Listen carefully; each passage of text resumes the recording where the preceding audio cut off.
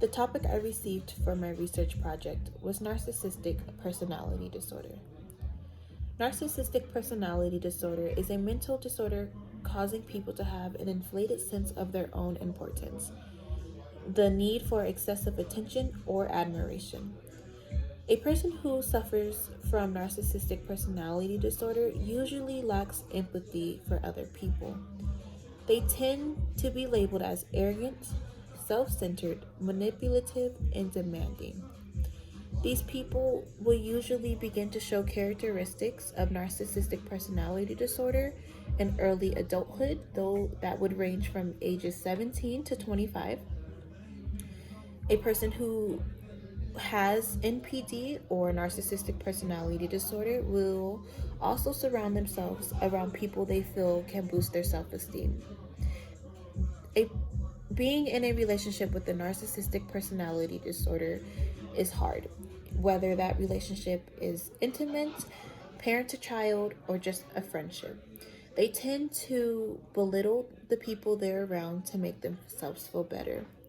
They usually don't accept defeat or constructive criticism well either, as they tend to believe that they are superior and they live in a fantasized world that supports this. They can also be very entitled. They feel as if they're entitled to whatever they feel they need or whatever that entitlement is wanting. It's not a common diagnosis in the US, with only less than 200,000 cases per year. It does require a psychiatrist or a medical physician to diagnose this in a person. Although there's treatment that can help, it is uncurable and it is long term. Causes of narcissistic personality disorder is unknown, but genetic, biological, and environmental factors are theorized to play a role in the development of this condition, along with early childhood experiences or traumas.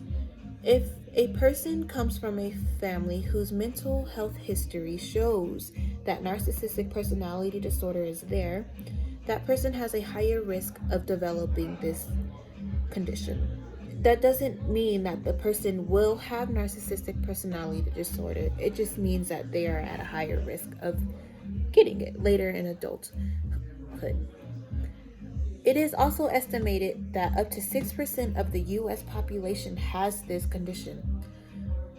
Although 6% is small, the majority of that 6% is known to be men with the condition causing or rooting from a childhood trauma. Although people who suffer from this disorder exhibit traits of arrogancy and superiority, most of them struggle with low self-esteem and tend to compensate this by degrading others.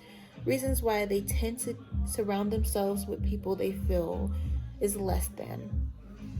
During my research, I found a case study of a man called Mr. X. Mr. X is a middle-aged Caucasian male who was referred to a psychological clinic for assessment and treatment of depression. His medical records stated that he has a history of acute illnesses and multiple psychological conditions. It's also noted that he hoped psychotherapy would support him in the goal in finding a new meaning in life. Mr. X experienced after Mr. X experienced a life-threatening medical crisis. He continued his treatment at that clinic, and it wasn't months until his psychiatrist realized that Mr. X exhibits traits of a person who suffers from narcissistic personality disorder. Mr. X had an expectation that he would receive special treatment that would be him wanting something or feeling as if he was entitled to something. And during his psychotherapy sessions, he revealed persistent patterns of self-glorification. He also felt the need to highlight his genius IQ level. That's usually something a narcissistic person would do. They will, for instance, for an example, if you're talking to someone and they ask you how your day is, and before you can even finish to explain how your day was, they're already telling you how their day was, either it was bad or good. That's kind of a trait of a narcissistic person.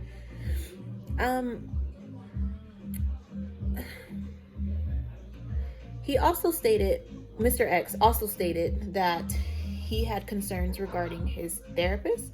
He felt as if his therapist wasn't able or didn't have enough schooling to handle his complex life.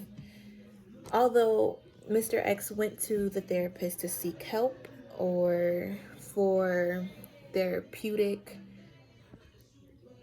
support in finding a new meaning in life, he tended to belittle his therapist and felt as if he was superior to his therapist. Many people who suffer from narcissistic personality disorder can pinpoint a time when and what could have possibly caused the development of this disorder. But in my case study of Mr. X, there wasn't a reason for why this disorder was developed. At least it wasn't mentioned. I know that narcissistic personality disorder affected Mr. X in multiple ways. For instance, Mr. X had to feel superior, and it led to a difficult relationship with his healthcare provider. He frequently alternated between idolizing his provider and devaluing his physician in terms of such that they were either at the top of their field or they knew completely nothing about their field and was incompetent. Mr. X also demonstrated difficulty handling ambiguous emotional experiences in which his self-worth was challenged. He often referred to these difficult emotional experiences, as emotional crisis. This disorder also affected Mr. X by causing him to have poor sense of boundaries. There was a point in his case study where his physician stated that Mr. X will show up 30 minutes early to his appointments and stay possibly 30 minutes later. He felt the need to exert himself around the office staff, and he felt the need that he needed to be praised, or that his sense of being was more important than somebody else's. In conclusion, I personally believe narcissistic personality disorder can be a learned trait, either from a narcissistic parent or when they praise their children too much. Appraisal from your parent is great. I think that's great. But too much appraisal can make your child feel like they can never fail or they're better than the next person. I feel like that can cause a narcissistic personality disorder in that child later on in life, because they didn't